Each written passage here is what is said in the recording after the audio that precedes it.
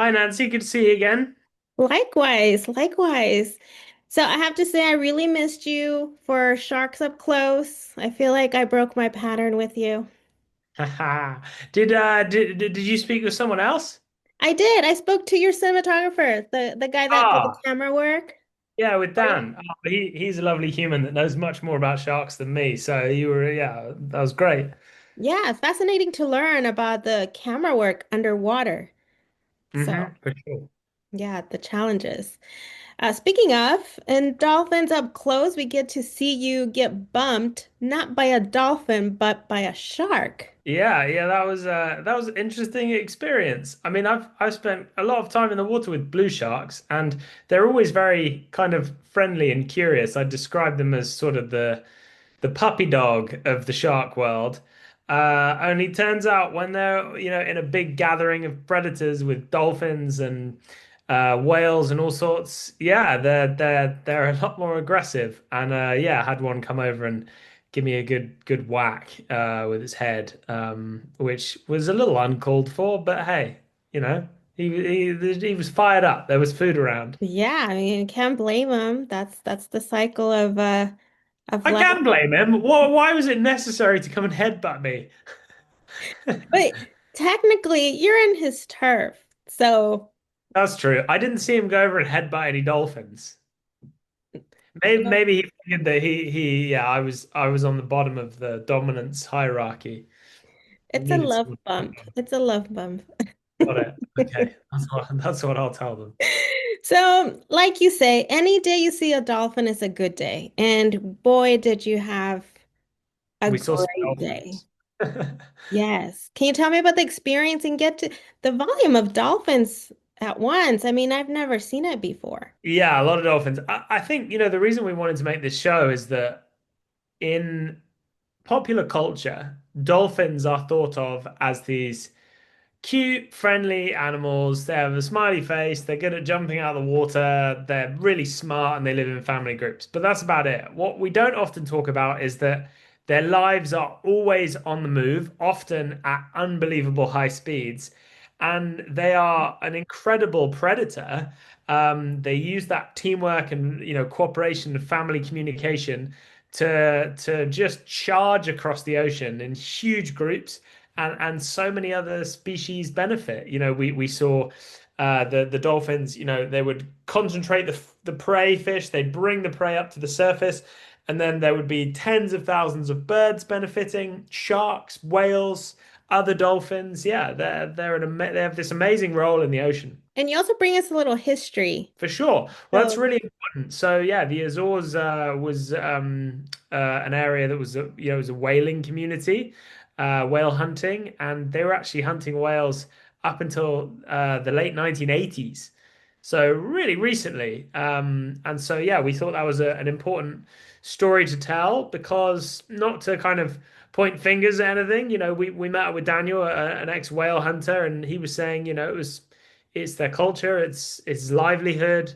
But he realized that these whales were worth more alive than dead, and changed the whole community shifted, and yeah, now instead of spotting whales for whale hunting, he spots them for the island's booming whale watching industry.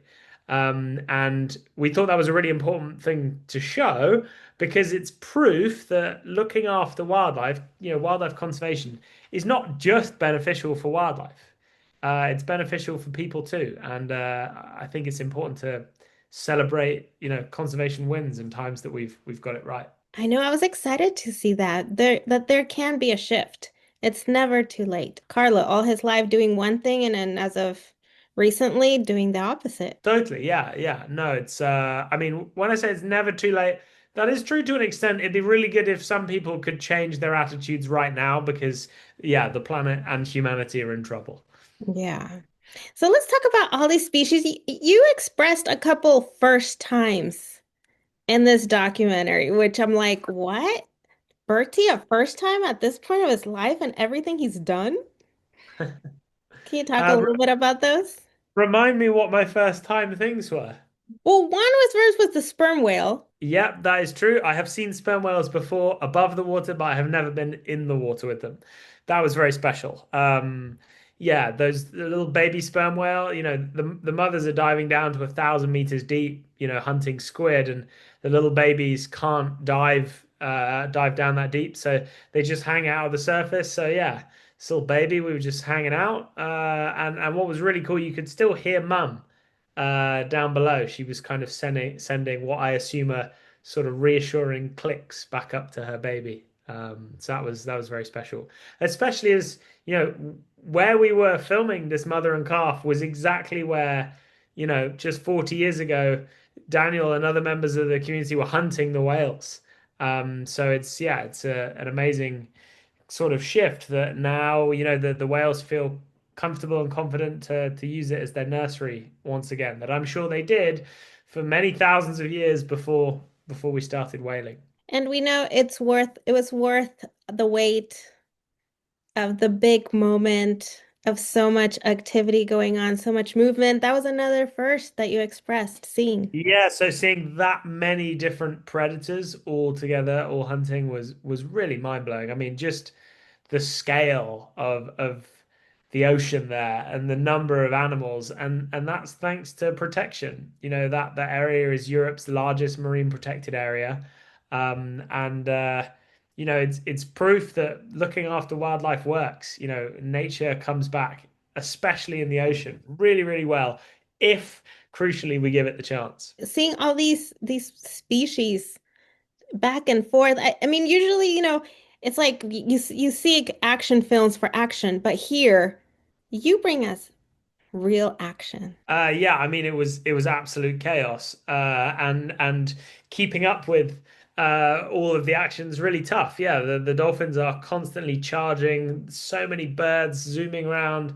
Yeah, I mean it really did feel like being in some kind of Hollywood car chase. But in it with dolphins and whales, and for it all to come together for a brief period, 10 or 15 minutes is literally the amount that we were in the waterfall right at the end on one of the last days. Was Yeah, it was very exhilarating and a big relief to do justice to this amazing place.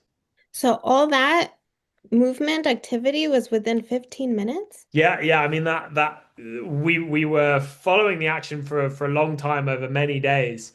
But yeah, when it actually, seeing the action from the surface is is still challenging, but a bit more straightforward. But actually getting in the water with it, because you're limited by the visibility of the water, you have to be unbelievably close in order to actually film it. On land, you can be hundreds of meters away using powerful zoom lenses, whereas underwater, yeah, if you're not within 10 meters, you can't film it.